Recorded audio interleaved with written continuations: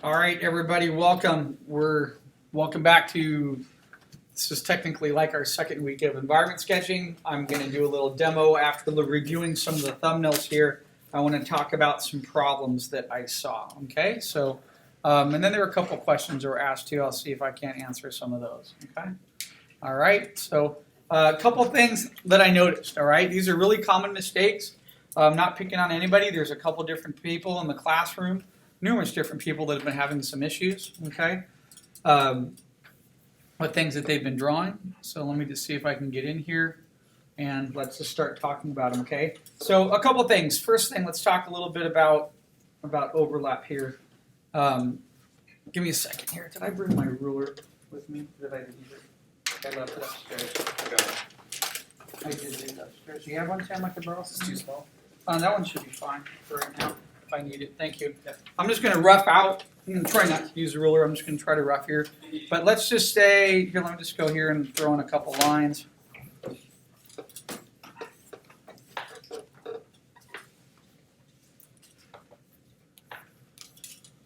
Okay. Topic number one that I was noticing. Okay. Designing from the midground to background, which is pretty common. Okay, so what happens is since you have this frame on here, it sort of locks you in, and students start coming in here and they start doing this. They basically start sketching buildings, shapes.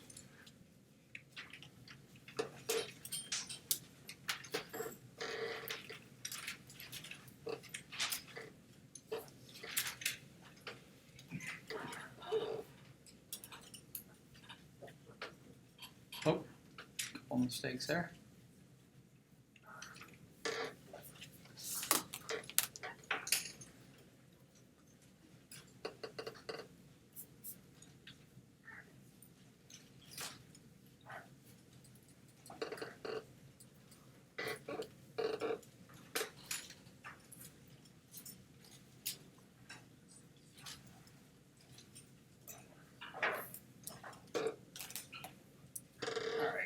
Second. Let me just sort of finish roughing these shapes in here real quick. Okay. I'm going to do something on purpose here.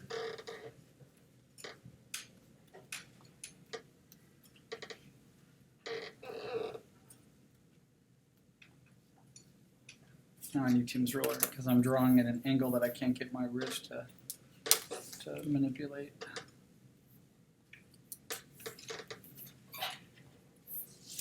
Okay, so here's some basics that I'm starting to see.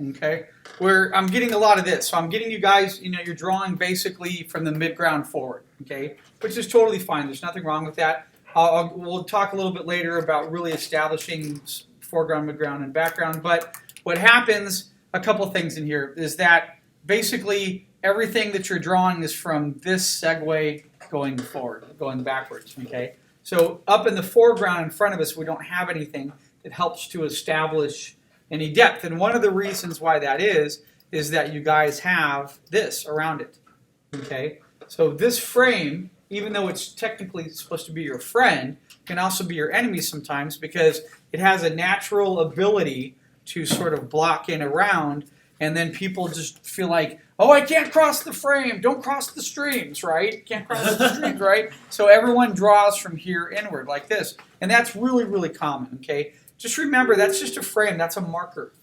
It's there to guide you as a marker. The great thing about it being there is that if we want to come in and we want to take that, I can decide to scale it this way, okay? I could scale it up, sideways. Okay, we can scale it down. I can open it up, right? That's a benefit. That's what I like about working digitally a lot of times. If I have that frame on a separate layer, I could come over and adjust that frame the way that I want, and then I can move it around. I could say, hey, I could frame my composition there. And that's another key factor we're going to talk about in a minute here. So some of you were doing this. Give me a second here. I'm not used to these little controls. There we go. Some of you are doing this where you're almost at like a square. See that? Okay. Chris, some of yours were getting a little tight like that. Avoid getting too much of a square because, see, you're really limited in how you compose into that space. Okay. Anytime you're like that, it's going to give a lot. Just there's too many limitations and it doesn't allow you to draw. Once you go a little bit more to that HD angle like that, that allows us to sort of move around and then find another composition. So we want to start with a frame and keep that frame inside our drawing as our guide, but then we want to be able to say, hey, you know, this is where I started. What if I really would like to just come over here and then take my frame and move it and maybe reframe to like right there? You can do that. You can pull over to one side.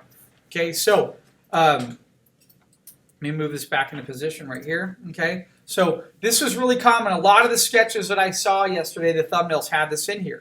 Okay, there's a couple things that are missing from here. Okay, so number one, if I come in and start to place a foreground element in here, you need to think about that shape and design and what it can do to enhance your composition. Now, we haven't really talked about composition. I don't want to throw too much at you right now, but just by coming in here and filling up the space. The other thing is I have this term that I call dead corners inside a drawing. And I got this a lot yesterday. They're dead corners / dead triangles, okay? This is a dead triangle. When I come over here, and there's basically nothing taking place there. There's nothing taking place here. There's nothing right there. And there's basically nothing right there. See that? When I start to add up all the percentages of what that is, that's a lot of my composition that's been wasted right there, okay? That's not a good choice to do.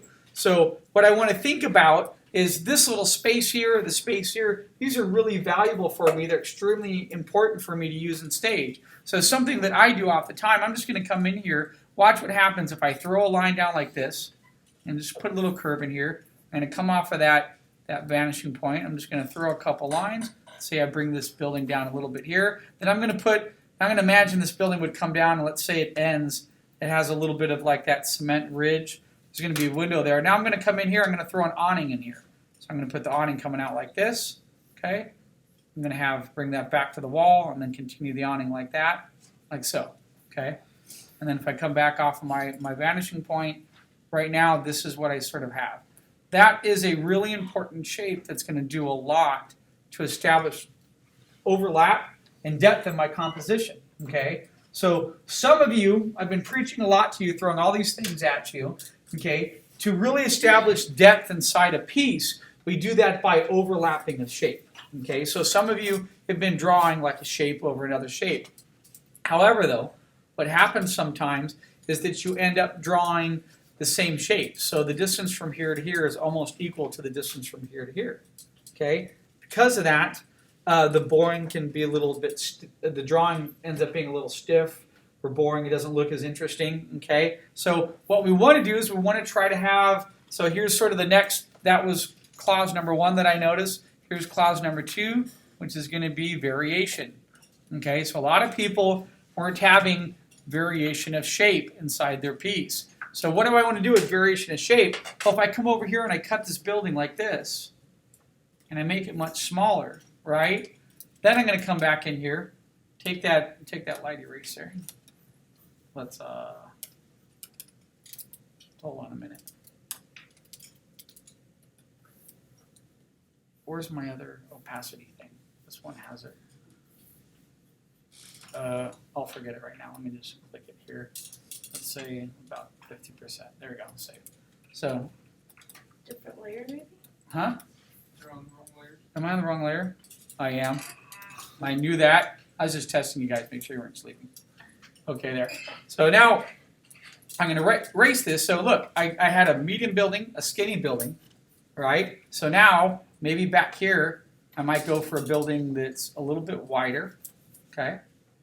Not too wide because I'm getting a lot of scale change. So look at the scale change, meaning that something is going to go from here to here to here very quickly, okay? And that's actually something that I like to do sometimes is I'll just come in and try to get a couple variations and try to get something thicker, wider, whatever. Okay, so this doesn't really, I'm not getting a flow going from here to here to here right now. So what I like to do sometimes is I'll do a little trick where I just turn this building and I'll just like pretend it's still going this way, and then I'll just change the silhouette shape. So I'll do this, and I'll pretend this roof is going to here now, and it's coming up this way, and then it recedes back.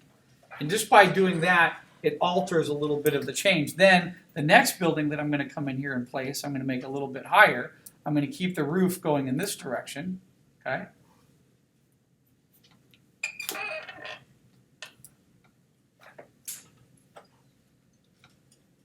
Like so.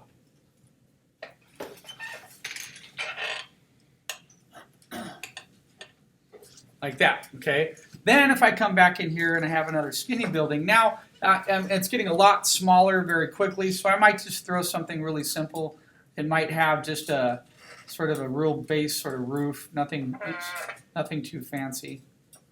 And I'll just put it, oops, that's weird. I was lagging and I couldn't get the line to come out. Just something like that. So now I'm just seeing silhouette sort of in the back.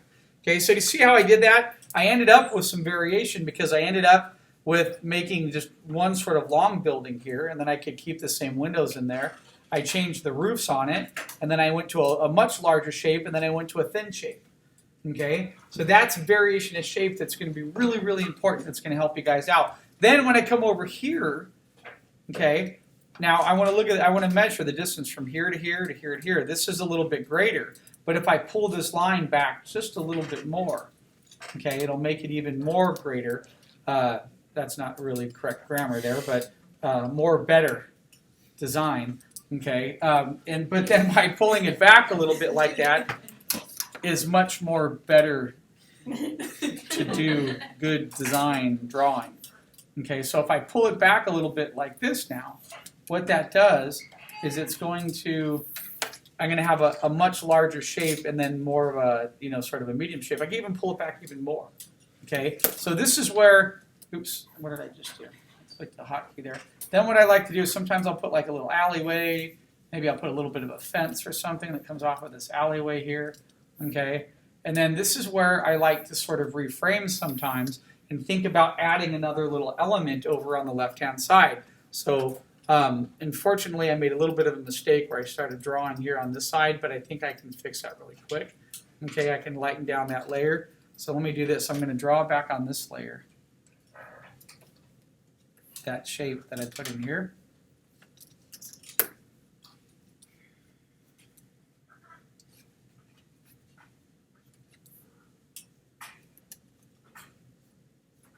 Okay, 1 second here. Now I can come back to here. And I can erase it, and there's magic underneath.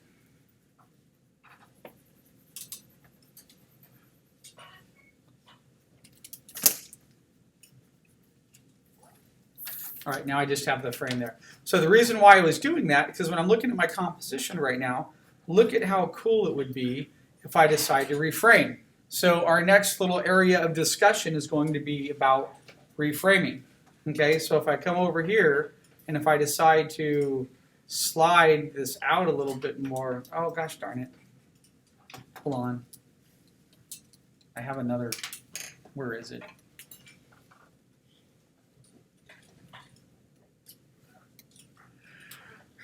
Excuse me. There it is. So I need to erase, hold on.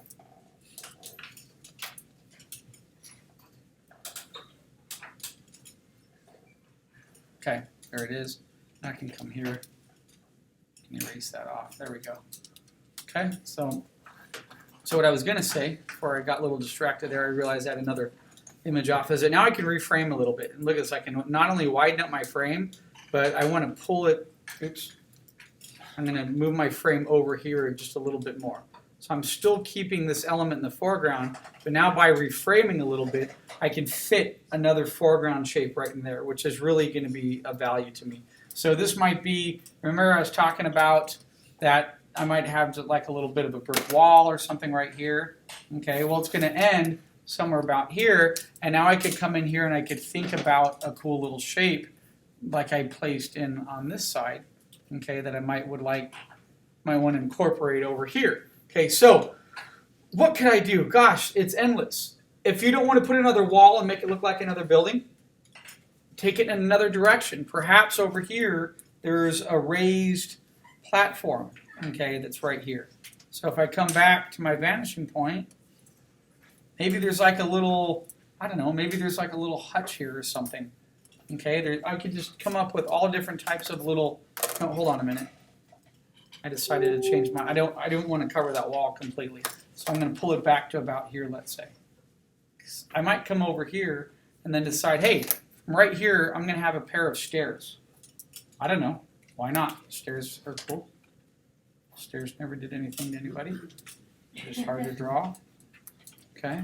So I might decide to throw in just a little bit of stairs sort of coming down. Maybe that leads up, because then when I get up here, maybe there's another type of doorway in the foreground, and then I have some old lady's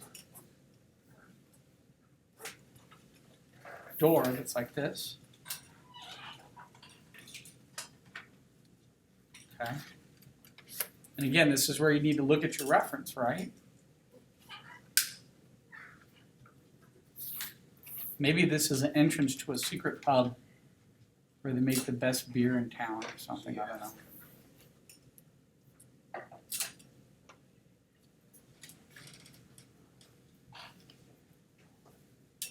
Okay. And there's no reason why, if I want to, I couldn't do that and pretend there's the building arches like that. You have a lot of extra leeway to come up with decisions. Heck, I can even put a window ledge here. I could put some flowers coming off of that. And then when I get down here, maybe she has like some type of where's my horizon line? Looking up at it. Okay. Maybe she has like a large bowl that's here, and then there's another bowl in here, and it's like facing downward like this. Okay. So point being is that now I have this really cool sort of foreground element that overhangs in the front. Okay. So by me overlapping this element in here, and again, now I come back and I'm like, hey, that's pretty cool. It's time to do what, folks? I might reframe a little bit because I like that element so much. I might come in here, take a look at my frame. I might open it a little bit more, go a little bit higher, and then I might move it a little bit more over so I can get the rest of that door in there. So do you see by coming in, oops, I don't know how I did that. By coming in and establishing, let me hit it with an airbrush real quick. Okay, so by establishing these areas right in here,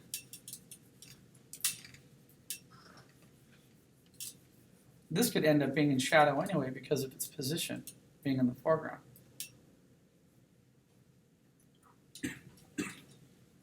Okay.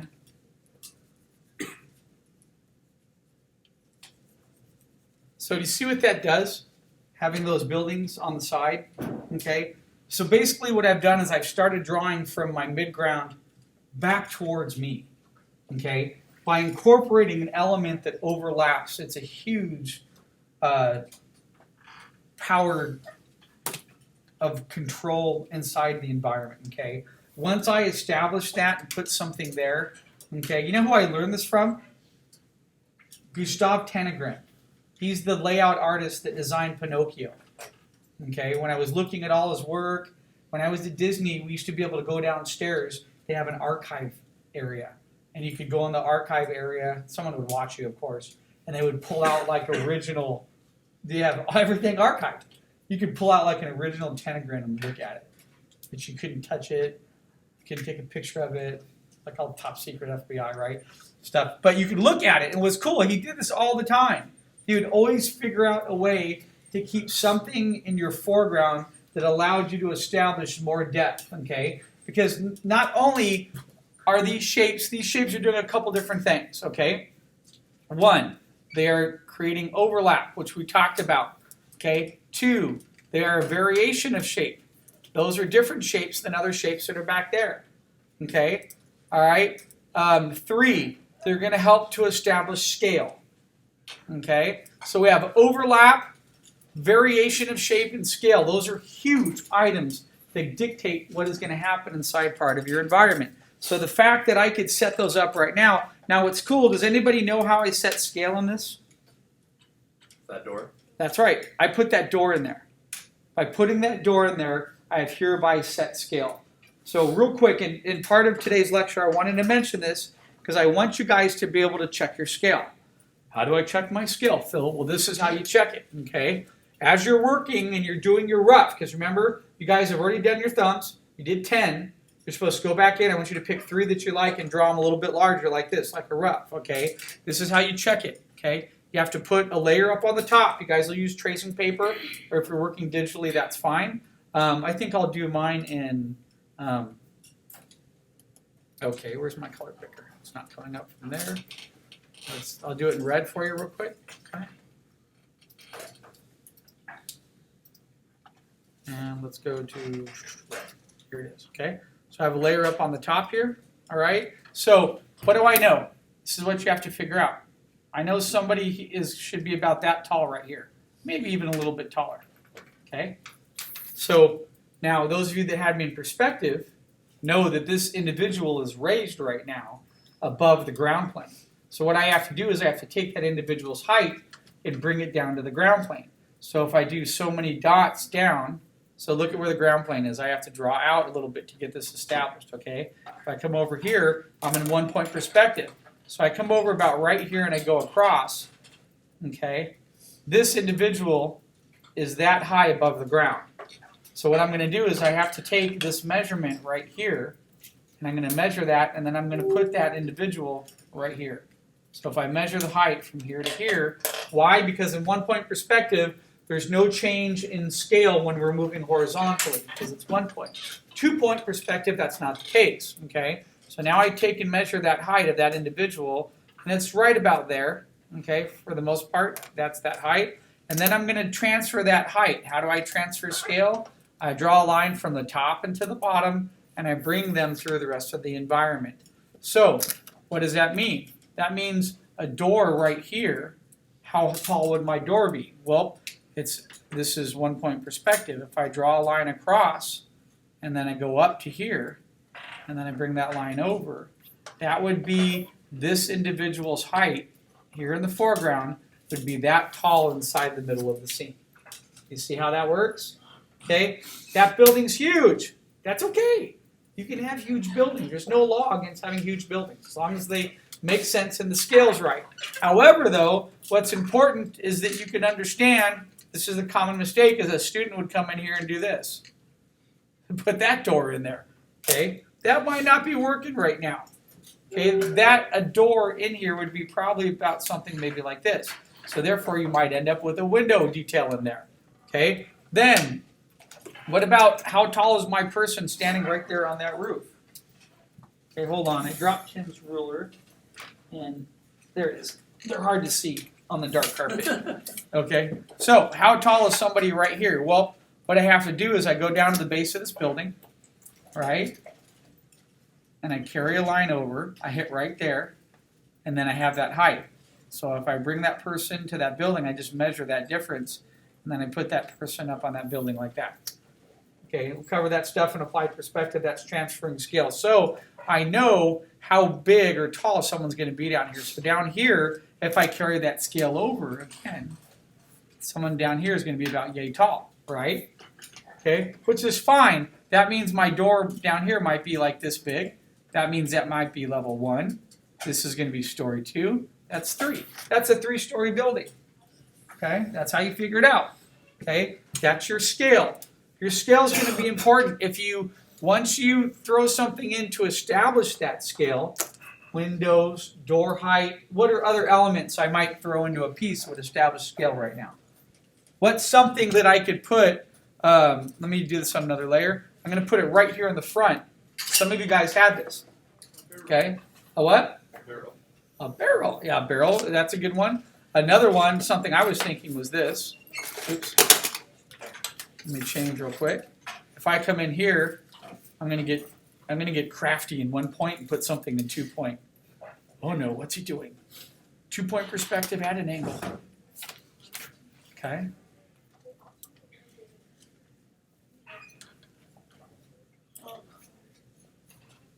So if I come in here, and let's just say it's about there is about where the ground is, okay?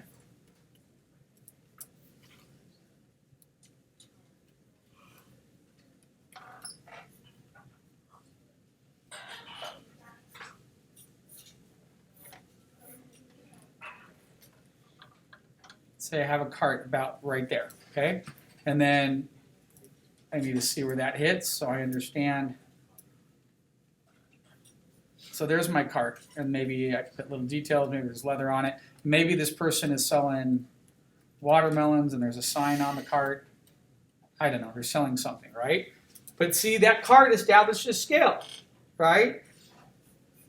Any prop I put in here is going to establish scale, okay? So what are other props I could have? Well, if I came in here, so watch, let me turn cart off. Okay, let's put another layer up on the top.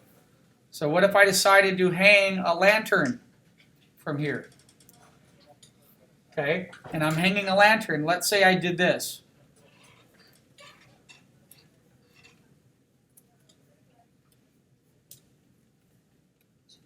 That's huge. That's way too big of a lantern. The scale's way off, right?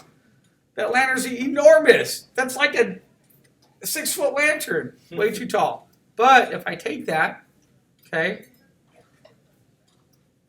and I scale it down, and if I move it back up there, even that's a little big. That could work. Okay, so I might have a little lantern there, and maybe so why does he have a lantern? I don't know, maybe there's an old man out here with a table selling food and bread or something, right? You get your tarot done, I don't know. So now I gotta change the perspective of the lantern because I adjusted it and made it smaller, so it's not gonna have that same elliptical, but you get the point. Maybe there's something hanging from it, whatever. Maybe he has loaves of bread on this table and he's sitting here in a chair in the foreground, let's say, and he's selling something, right? Whatever. Those are props. Props are what you're supposed to be putting in your sketchbook. I'll talk about that today in a couple minutes, right? So these are key elements, right, that set scale. Can anyone else think of something else that might have set scale inside an environment? People. Okay. Animals. Well, yeah, you could sketch.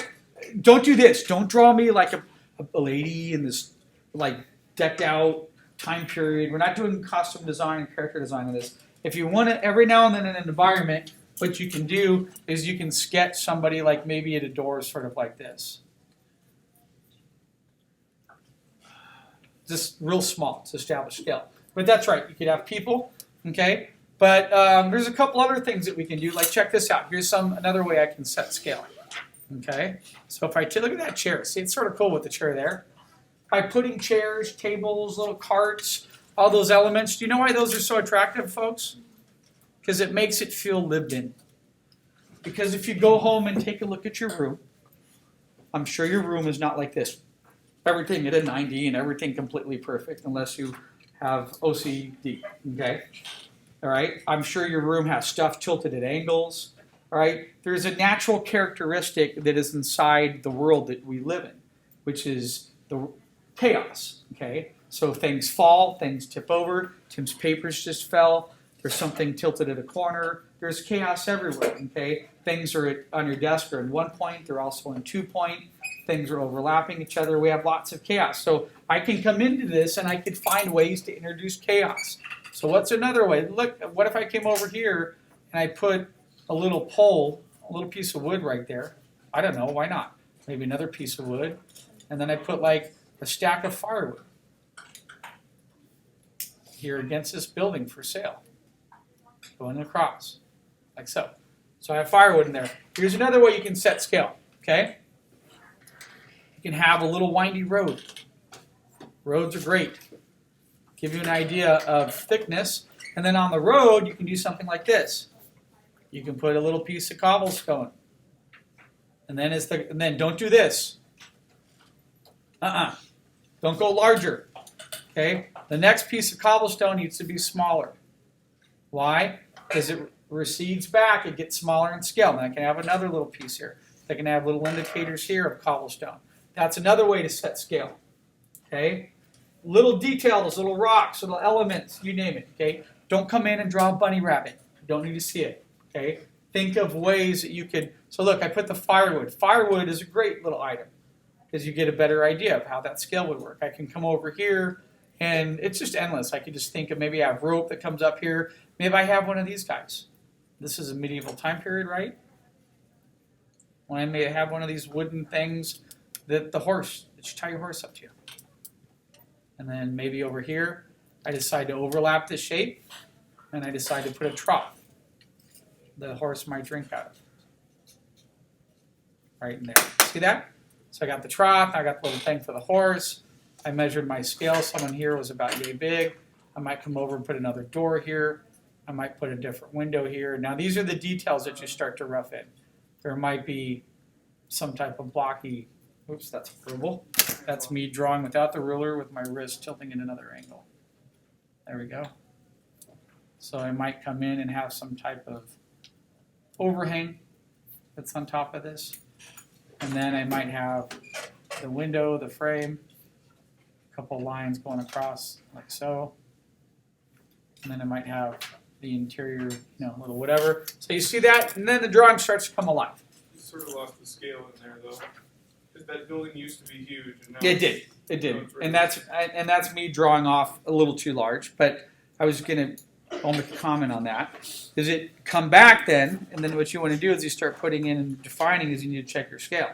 So see that? The window is way too large. It is big. Okay. However, though, I can come in here really easily, and I could scale down that window and make it smaller.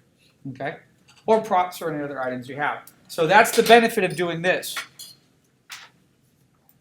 Oh, where'd it go? Why is it not showing? Okay, I don't know why, but I'm trying to, let's see. Okay, my scale layer disappeared, and I have no idea why.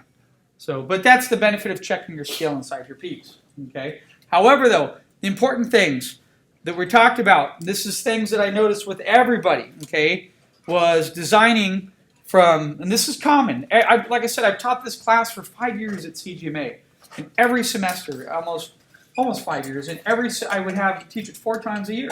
And every class I had come in, they would do the exact same thing every time. Okay, and this is just common. This is part of the learning process. So here are a couple key things I started to write down here. Right, you were designing from midground to background, forgetting the foreground. Okay, a lot of you had way too much detail midground, no detail in the background, no detail in the foreground. Okay, so look, what else could I do if I wanted to? I could come back here, and I could put like some type of giant castle wall structure in the back here if I want. See that? I can put something in the background that's a silhouette shape. What else can I put in the background? What do we have in our sky? Cloud. That's right. I can put a little cloud in there. I can put a little cloud over here. That's a background element. Of course it is.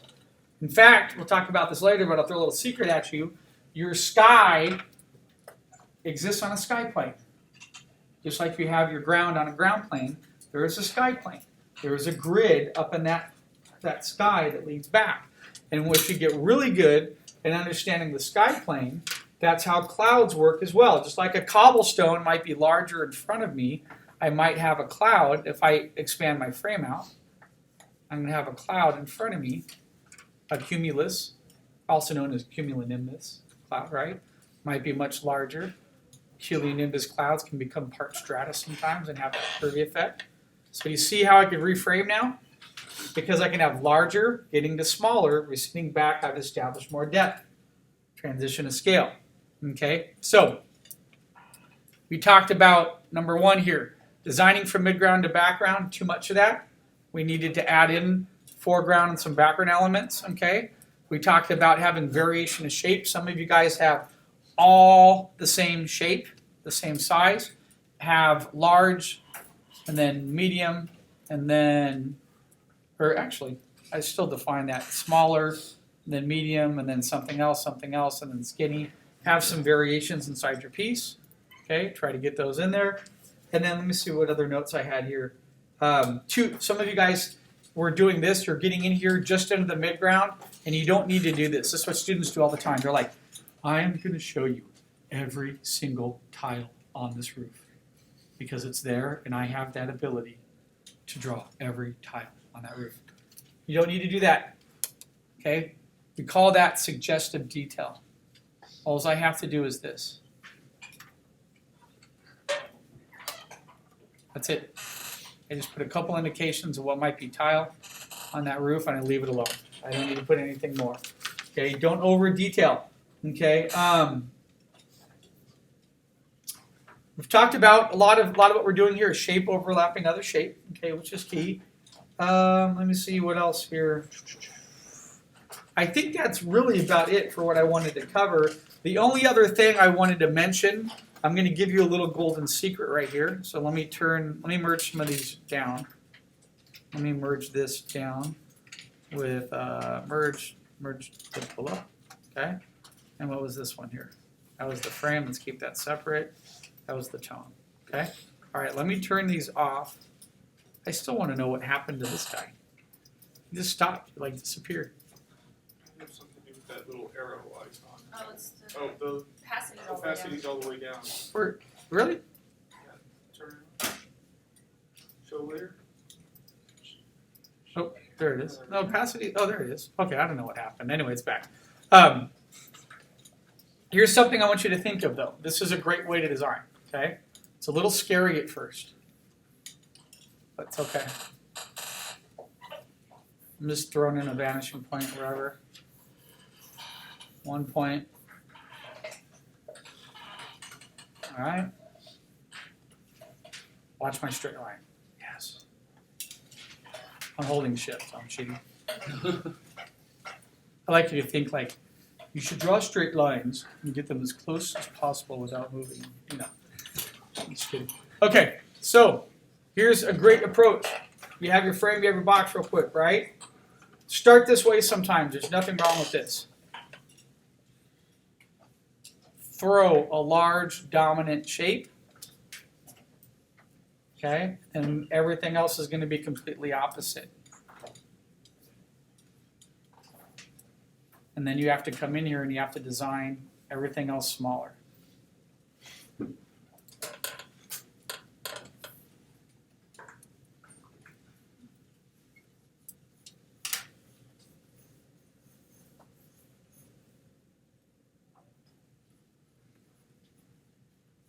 See what I'm doing here?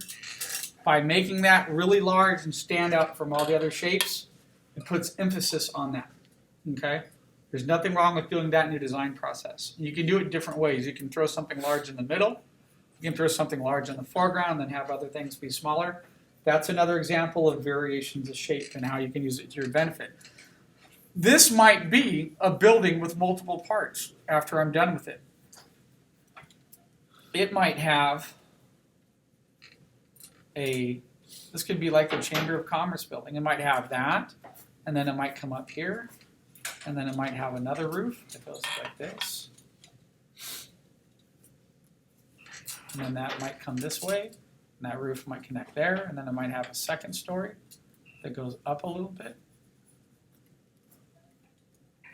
Oops. Okay. And then it might do this a little bit. And it might have all the same windows on it, okay? That might be some large government building, whatever I want it to be. I can make it in that way, okay? The secret is to this is two things. One, it is a larger shape and size than all the other shapes inside my composition. Two, it has to have the most interesting silhouette shape out of the rest of my pieces, okay? So do you see how I define that? And now every other building around it is going to become secondary or what I call supportive. Okay, so anything else that I draw in here, even if I decide to come in here, maybe there's a castle wall, something, whatever. Okay.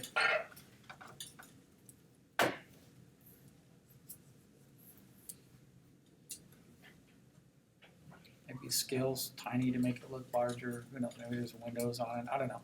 Whatever detail I want to come in there. That's fine. I'm not, right now we're just messing with shape, but then everything else that I come back in here needs to just be just different size.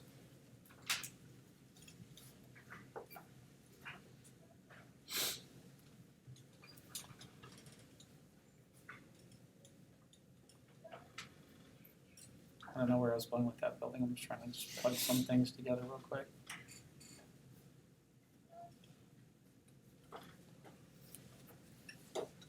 And then if I come over here, same thing. I could actually accentuate part of that whole building right there by designing things around it. Maybe this has a rounded like courtyard to it. Maybe it has like a walkway. Maybe there's a very particular pathway, oops, that connects to it. And then that pathway might like end part way and it might have bushes around it or something, right? There might be a little entrance here. There could be a guard or two or something standing. See what I'm doing? I'm isolating more detail around the front of it, which is all this is coming into a silhouette that will enhance what is happening in this middle building right here. Okay? It doesn't change. All right, so that becomes an area of interest in all of these other shapes that I end up drawing. So look, I can even echo that shape. See that rounding shape? So I might even do that. Let's try that real quick. What if we echo this? And we have something that comes out here like so. And then I come over here, and now I'm going to draw these buildings as if they're going around that shape. So I might put one there. I'm going to come over here and place another building further back. Make that a little bit smaller. Maybe it's a little bit taller. Oops.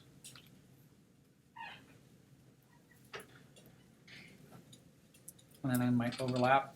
Might get dangerous and put a building in 2-point perspective. Right here.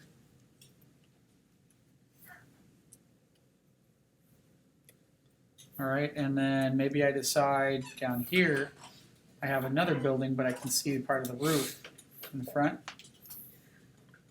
Back in one point, like this, in the foreground. Okay?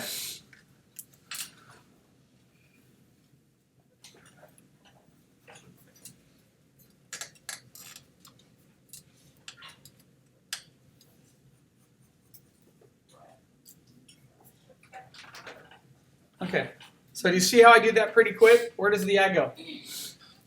It goes right to the large shape immediately, okay? So I think I mentioned this before. If I draw this, where does your eye going to go? It's going to go right to here every time, okay? So by having, or even if I did that, where's your eye going to go? It's going to go to anything that's different. And so think about that in your design process. I just thought I'd throw that little bone at you, okay? Think about, we'll call this, a play on shapes, okay? Meaning that inside your environment, okay, and it could go the opposite way. What if you have large shapes and then something very small in detail? The eye's going to go to that, right? Here, I drew one large giant building, and then what did I do? I overlapped that, all right? And then I had multiple shapes all around it that are smaller, all these in here. I still have foreground, okay, up in here that creates depth. I have this building here in the foreground that creates depth, okay. And then I still have variation. And because I instantly started with a large building right here, it enabled me to have sort of an instant variation of shape. Okay, that makes sense? Okay. All right. The only last thing I wanted to cover today is I wanted to talk briefly about, I had a couple questions from students about stuff that they should draw. Okay. And we want to draw, what's really important for you is to draw props, buildings, so on. Just have fun in your sketchbook, okay? I thought what's really helpful is when you pick a particular theme. Let me save this real quick. File, save as, we'll call it Demo 2. And TIFF save, okay? So real quick, whoa, tons of people are on here. So let's just go to, I just want to go to Google. I don't want to log in. There we go. So, in terms of props, this happens all the time where students are like, I don't know what to do. What do I draw? Everything. It's actually really simple. Just pick a theme. Okay? And then you go from there. So you might say, let's say since we're doing something medieval props. Or ropes. They still brought something up. Go to images. Okay, there you go. Start drawing that. Draw that. Draw that. Draw that. Okay, look at that. Look at the reference there. Look at the barrels. Those are all props. Look at that. Awesome. Card. It's like my card, sort of. No. You just go through. Look at that house. Look at that. Look at that. Okay, you're done with that. Let's type in.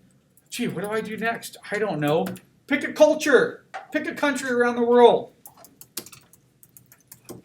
Old Russian props.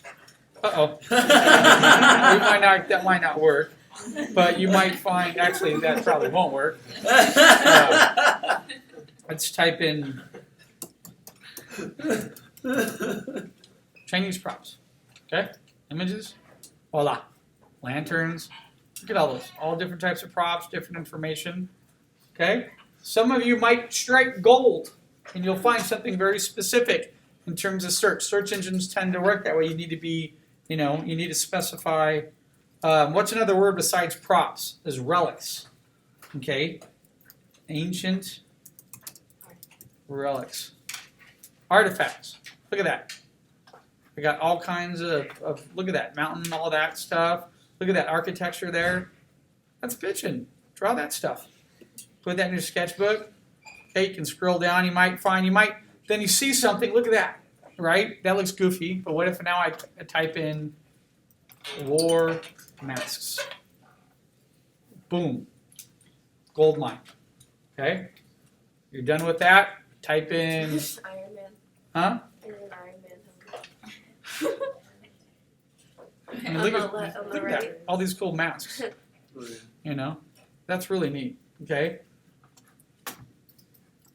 Just think of a topic. It's not that hard. You have a whole world of information right in front of you. Okay? And then if you're really struggling, if you want to do something in terms of composition, okay, my all-time favorite site of all time now. Oh, not there you go, Pinterest. Go to Pinterest. Okay? Pinterest is just so. Who's on Pinterest in here?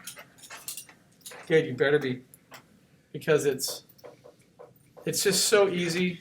Oh, I hate all this login stuff. I don't want to log in because then people have access if I leave it. So if you go to just Pinterest anyway, just go to Pinterest and all you got to type in is just whatever you're looking for, it's up there. It's like your own free Google where they've already collected all this information for you. You can type in any artist you want, all their concepts in there. I typed in the word in mech. It was like hundreds of pages. Draw mechs. Okay? Don't come back to me and be like, I didn't know what to draw in my sketchbook. Oh my gosh, it's just an endless opportunity of stuff. Something I'm having to do right now in a class, we're having to paint trees and mountains and stuff, right? Type in old, start with old barns. Sorry, I can't type today. Still got the same thing. Look at that. You can sketch those. Look at that mailbox, that character in there. Look at that with the old car. That's awesome. Sketch that old car, turn that, okay? It's just endless. You have a free encyclopedia. Look at all that information. There's so much to sketch. Just find a subject matter and go with it. Okay? Old planes, another props, right? Look at that. Bunch of old planes. Draw those multiple angles in your sketchbook. All that counts. Those are all props. There's an infinite amount of props. So don't come back to me. I didn't know what to do, Phil. It's all there. Okay? It's all free. Oh, forgot to turn off the recorder. Let me do that really quick. How do I? It's always harder there.